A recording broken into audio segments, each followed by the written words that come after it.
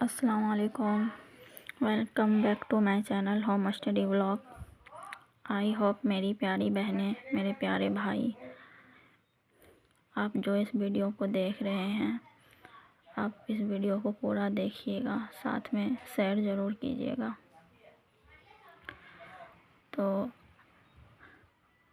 آپ نے بلاگ کو پورا دیکھنا ہے.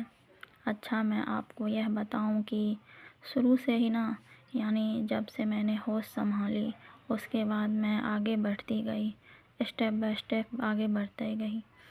مجھے شروع سے ہی نماز پڑھنے کی، کلام پاک پڑھنے کی بہت شوق تھی اور میں پڑھتی بھی ہوں. اور مجھے قرآن شریف پڑھنا بہت پسند ہے اور میں روز صبح قرآن شریف پڑھتی ہوں. میں چاہتی ہوں کہ زیادہ سے زیادہ میں عبادت کروں. میرا ماننا ہے کہ مجھے جو بھی ٹائم ملے میں عبادت میں گزاروں. شادی کے بعد پہلے جیسے تو زندگی نہیں رہتی ہے. شادی سے پہلے اور شادی کے بعد میں زندگی میں بہت ڈفرینٹ ہوتی ہے.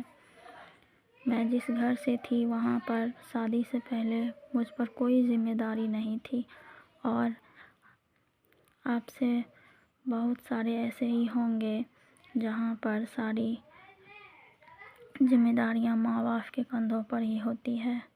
آپ سب کی طرف میں بھی پڑھی لکھی، اسکول گئی، کالج گئی، اس کے بعد پھر میری شادی ہو گئی جیسے ہمارے یہاں نارملی ہوتی ہے. شادی کے بعد ظاہر ہے کہ بالکل ایک ڈفرینٹ لائف کا سامنا کرنا پڑتا ہے. شادی کے بعد کی جو لائف ہوتی ہے اس میں تمام بہنیں کو کسی نہ کسی پرابلم کا سامنا کرنا پڑتا ہے، اور مجھے بھی کرنی پڑتی ہے. نارملی ہمارے گھر میں بہت سارے مسئلے ہوتے ہیں. اس مسئلے کو ہم جھیلتے جھیلتے ہم سب جو ہے ایک ڈپریشن کا شکار ہو جاتے ہیں. ہمارے کسی چیز میں من نہیں لگتے، یہاں تک کہ ہم اللہ سے بھی نا امید ہونے لگتے ہیں. لیکن ہمیں ایسا نہیں کرنا چاہیے. سب کچھ اللہ کی مرضی پر چھوڑ دینا چاہیے، لیکن دعا کرنا کبھی نہ چھوڑنا چاہیے. نماز پڑھنا کبھی نہ چھوڑے، صبر کرنا کبھی نہ چھوڑے. اللہ تعالیٰ سب جانتے ہیں اور صبر کرنے والے کے ساتھ رہتے ہیں. تو یہ کبھی نہ بھولا کرو کہ اگر کوئی چیز میں صبر نہیں آتی تو یہ آیت پڑھے، ان اللہ مع الصابرین، ہمیشہ پڑھتے رہیں.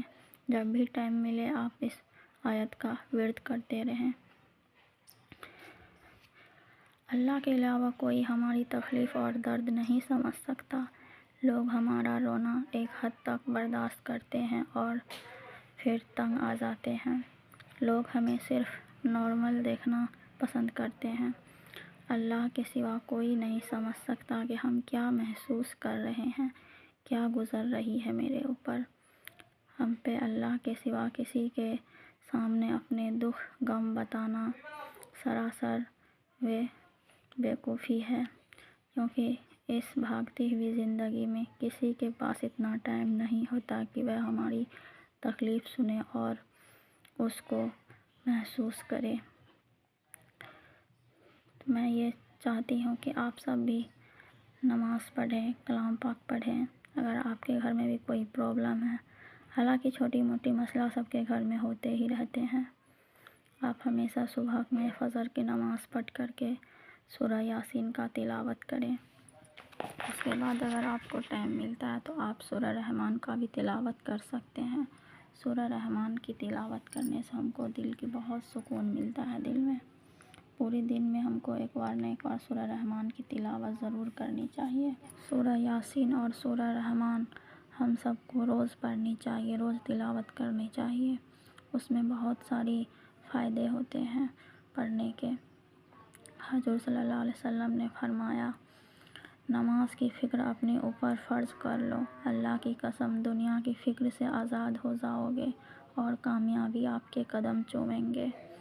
تو آپ سب ضرور نماز پڑھیے. یہ حدیث یہ ہے کہ رسول اللہ صلی اللہ علیہ وسلم نے فرمایا، نماز کا چھوڑ دینا بندے اور کفر کے درمیان جوڑ لگا دینے والی چیز ہے. تو ہم سب کو 5 وقت کی نماز کی پابندی کرنی چاہیے. اور ہمیشہ قرآن پاک کی تلاوت کرنی چاہیے۔ قرآن پاک کی تلاوت کرنے میں بہت ساری شفا ہے، ہم ہر بیماری سے محفوظ رہتے ہیں۔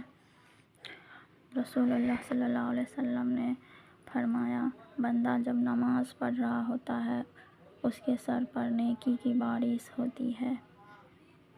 بے شک نماز ہی بہترین ساتھی ہے، دنیا سے لے کر قبر تک، قبر سے لے کر حشر تک، حشر سے لے کر جنت تک ہم کو نماز ہی کامیاب بنائے گی۔ اور ہر چیز دنیا میں آخرت میں بھی ہم کو نماز ہی کام آنے والی چیز ہے۔ دنیا کے کاموں میں تو ہم اتنا مصروف ہو چکے ہیں کہ ہم کو نماز پڑھنے کی ٹائم نہیں ملتی، تو ہم آپ سب سے بھی یہی کہیں گے کہ آپ سب نماز پڑھیے 5 وقت کی، ہو سکے تو آپ سب کلام پاک کی بھی تلاوت کیجیے، خاص کر سورہ یاسین اور سورہ رحمان کی تلاوت کر کے آپ دیکھیے، لگاتار آپ 8 روز تک تلاوت کر کے دیکھیے آپ کو کتنا دل کو سکون ملتا ہے۔ حضور صلی اللہ علیہ وسلم نے فرمایا، ہرگز وہ آدمی جہنم میں نہیں داخل ہو سکتا جو سورج نکلنے سے پہلے فجر کی نماز اور سورج غروب ہونے سے پہلے عصر کی نماز پڑھے ہو۔ انشاءاللہ تعالی ہم سب کو نماز پڑھنے کی توفیق عطا فرمائے، خاص کر کے ہم مائیں اور بہنیں جو کام میں اتنا مگن ہو جاتے ہیں اور ہم کو ٹائم کا پتہ ہی نہیں چلتا کہ ہم کب نماز پڑھیں گے، تو ہم آپ کو سب کو کہہ رہے ہیں کہ آپ سب ضرور نماز پڑھیے۔ نماز پڑھنے میں جو طاقت ہے وہ دنیا کی کوئی کام کرنے میں بھی طاقت نہیں ہے، تو آپ سب ضرور نماز پڑھیے۔ جتنا ضروری ہم سب کو 3 وقت کی کھانا ضروری ہے کھانا کھانا، اتنا ہی 5 وقت کی نماز پڑھنی ضروری ہے۔ ہم سب تو 3 ٹائم کھانا کھا لیتے ہیں لیکن نماز کی پابندی نہیں کر پاتے ہیں، تو ہم آپ سب سے یہی کہیں گے کہ آپ سب 5 وقت کی نماز پڑھیں۔ انشاءاللہ ضرور، انشاءاللہ آپ سب کو نماز پڑھنے کی توفیق عطا فرمائے۔